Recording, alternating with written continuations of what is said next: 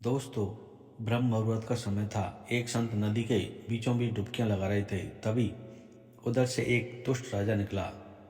राजा के साथ बहुत सारे सिपाही थे। राजा ने क्रोध में आकर कहा, यह संत पाखंड करता है। अगर सच में यह भगवान का भक्त है तो आज इसकी परीक्षा लेनी होगी। उसने क्रोध में आकर संत से कहा, तुम रोज डुबकियां लगाते हो इस नदी के अंदर, तो बताओ इस नदी के ताल में क्या है।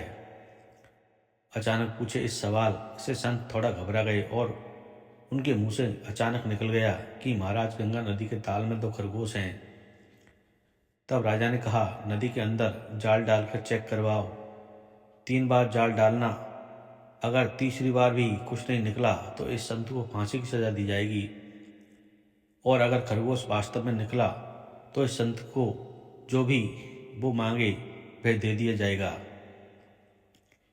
1-2 लोगों ने महात्मा को संकेत दिया कि वे विवादों में न पड़ें और क्षमा मांग लें। महात्मा अपने वक्तव्य से न हटे। अब कह दिया तो कह दिया। जाल डाला गया, कुछ नहीं निकला। दूसरी बार जाल डाला गया, फिर भी कुछ नहीं निकला। राजा ने क्रोधित दृष्टि से महात्मा जी को देखा। महात्मा जी के माथे पर शिकन तक न थी। अभी तीसरी बार बाकी है भाई। वे मुस्कुरा रहे थे। क्रोध में जल रहे राजा ने आदेश दिया, डालो, जाल डालो। आखिरी बार और जाल डालो। जाल बाहर निकला तो सबों ने हैरत से देखा, जाल में 2 जीवित खरगोश थे। भय से कांपता राजा अब महात्मा जी के चरणों में गिर गया। आप सिद्ध पुरुष हैं, इस मूर्ख को माफ कर दो महाराज। वह अपने लोगों की तरफ घुमा।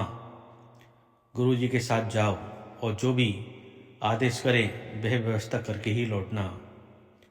महात्मा जी मुस्कुराते हुए बोले, तू हमारी व्यवस्था क्या करेगा? हमारी व्यवस्था करने के लिए माँ है।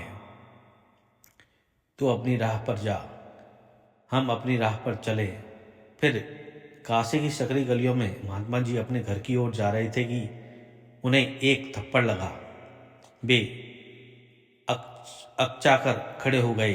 सामने एक अनिद्ध सुंदरी किशोरी खड़ी थी। तू जन्म भर पागल ही रहेगा क्या? वह हंसी और महात्मा जी मंत्रमुग्ध उसे देखते रह गए। कुछ और न सूझा तुझे कहने को? खरगोश ही सूझा। देख तो, चुनार के जंगल की कटीली झाड़ियों में खरगोश ढूंढते पकड़ते मेरी चुन्नी तो फटी ही, हथेलियों में खून निकल आया। किशोरी ने अपनी दोनों रक्त स्नात हथेलियां उनके आगे कर दी। महात्मा जी आंखों से आंसुओं की धार बह निकली। क्षमा कर दो माँ, अपने इस मूर्ख, नालायक और उज्जड पुत्र को क्षमा कर दो माँ।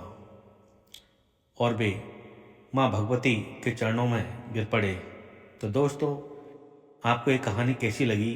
कृपया हमें कमेंट करके ज़रूर बताएं।